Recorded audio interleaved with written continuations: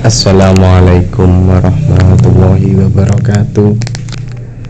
Bismillahirrahmanirrahim. Alhamdulillahilladzi huwal ahad alladzi lam yalid wa lam yulad wa lahul hamdu kulluhu alladzi yulidul anwara fi qulubina hatta narul asmi'a jahratan.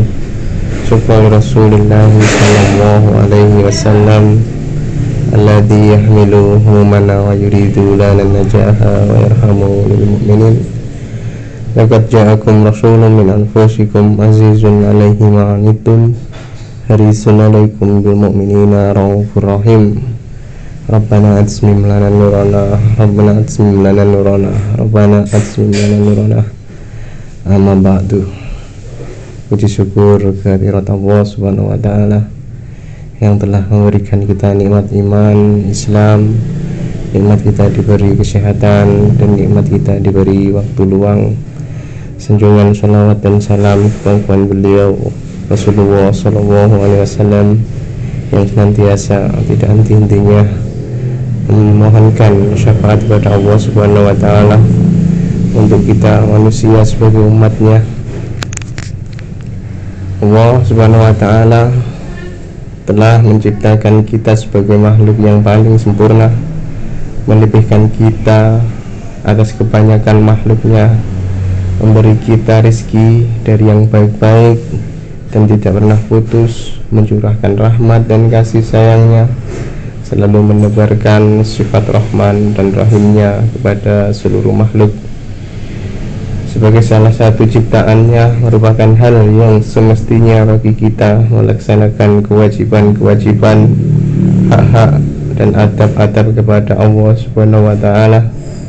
Maka di antara kewajiban-kewajiban dan hak-hak itu, pertama beribadah dan tidak menyekutukannya. Wa khalaqtul jinna wal insa illa liya'budun, dan tidaklah aku menciptakan jin dan manusia melainkan supaya mereka menyembahku. Firman Allah tersebut menggariskan misi hidup manusia dengan tegas, yakni ibadah substansinya seluruh gerak langkah, desah nafas dan aliran darah manusia tidak boleh keluar dari kerangka pengabdian diri untuk mengabdikan diri beribadah kepada Allah Subhanahu wa taala. Dengan demikian, ibadah seharusnya menjadi aktivitas keseharian kita sebagai makhluknya selama 24 jam. Lalai terhadap hal ini berarti menyia-nyiakan kita akan salah satu hak Allah Subhanahu wa taala dari makhluknya, dan menyia-nyiakan terhadap kesempatan hidup yang akan menjadi penyesalan yang dalam di hari akhir. Beribadah kepada Allah Subhanahu wa taala selain disertai dengan niat yang tulus ikhlas, juga menjauhkan diri dari menyekutukannya. Ibnu Mas'ud radhiyallahu an berkata, aku bertanya kepada Rasulullah sallallahu alaihi wasallam, dosa apakah yang paling besar? Rasulullah menjawab, engkau membuat sekutu bagi Allah, padahal dialah yang menjadikanmu. Setiap Rasul diutus pada tiap-tiap umat untuk menyerukan sembahlah Allah dan jauhi tauhid. Hadis di atas menunjukkan salah satu tugas Nabi Muhammad sebagai Rasulnya, bahwa salah satu adab kita kepada Allah Subhanahu wa taala adalah beribadah dan tidak menyekutukannya dengan sekutu apapun. Termasuk dosa besar apabila kita menduakan Allah Subhanahu wa taala dengan harta, jabatan, kedudukan, pekerjaan maupun dengan keyakinan-keyakinan lainnya yang menyimpang, sehingga menjadikan kita sedikit sekali bersifat syirik.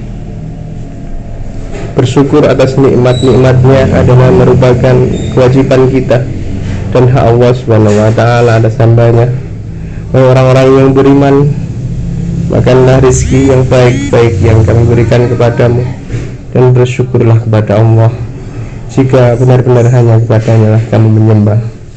Dan juga belum dikatakan syukur jika kita belum bisa berterima kasih kepada makhluk. Alangkah besar dari apa yang diberikan Rasulullah kepada umat ini. Sudah seandainya kita mengucapkan syukron ya Bibi, syukron ya Sayyidi, syukron ya Rasulullah, betapa besar karunia yang Allah berikan kepada kita.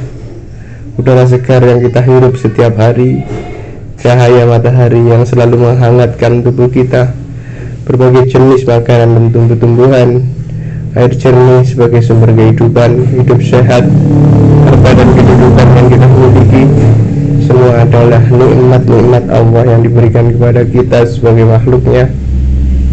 Tidak akan pernah terhitung berapa banyak nikmat yang Allah berikan. Sekalipun lautan dijadikan tinta, pohon-pohon dijadikan pensilnya, tapi mengapa kita tidak pernah bersyukur atas segala pemberiannya? Bersyukurlah kepadaku dan janganlah kalian mengingkari nikmatku.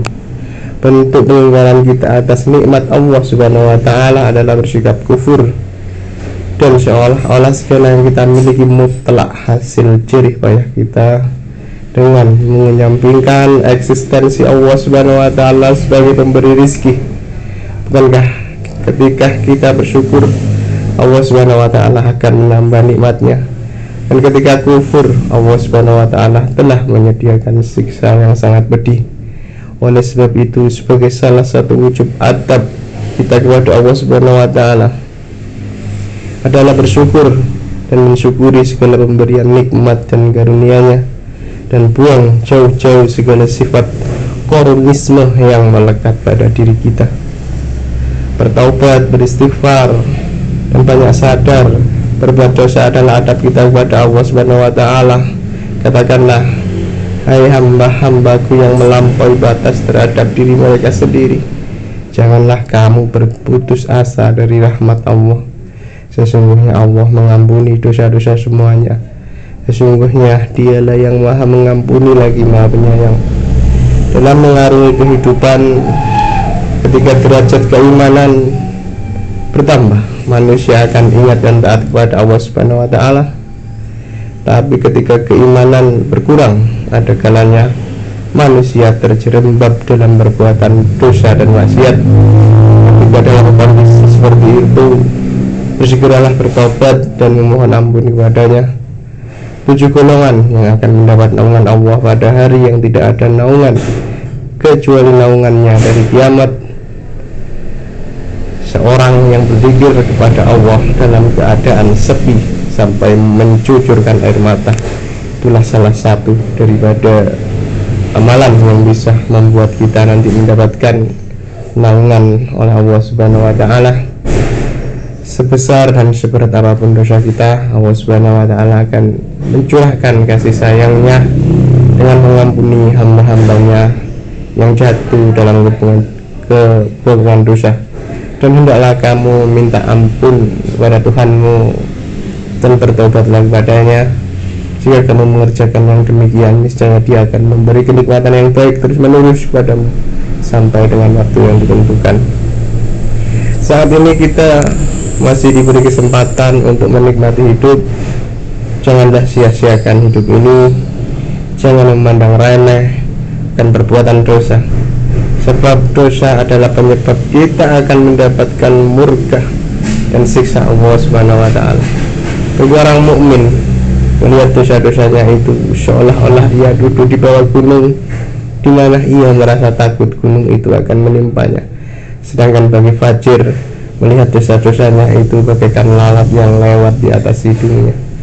Selagi nafas masih ada, selagi malaikat Israel belum mencabut nyawa, hiasi hari-hari kita dengan senantiasa beribadah dan beristighfar kepada Allah Subhanahu wa ta'ala atas segala perbuatan kita. Demi Allah, sungguh aku beristighfar kepada Allah dan bertaubat kepadanya dalam sehari lebih dari 70 kali. Ada hadis lain yang mengatakan beliau Rasulullah SAW bertobat kepada Allah 100 kali. Itulah diantaranya kewajiban hak-hak dan adab kita sebagai makhluk kepada Allah Subhanahu wa ta'ala. Semoga dalam keseharian kita selalu beribadah kepadanya tanpa disertai kemusyrikan, mensyukuri segala nikmatnya dan senantiasa bertaubat dan beristighfar atas dosa-dosa kita. Amin amin ya rabbal alamin. Cukup itu dari saya, mudah-mudahan bisa menjadikan introspeksi kita dan beramal lebih baik lagi dan bermanfaat dan mendapat ridhonya Allah Subhanahu wa taala. Semua kesalahan ada pada diri saya mohon maaf yang sebesar-besarnya.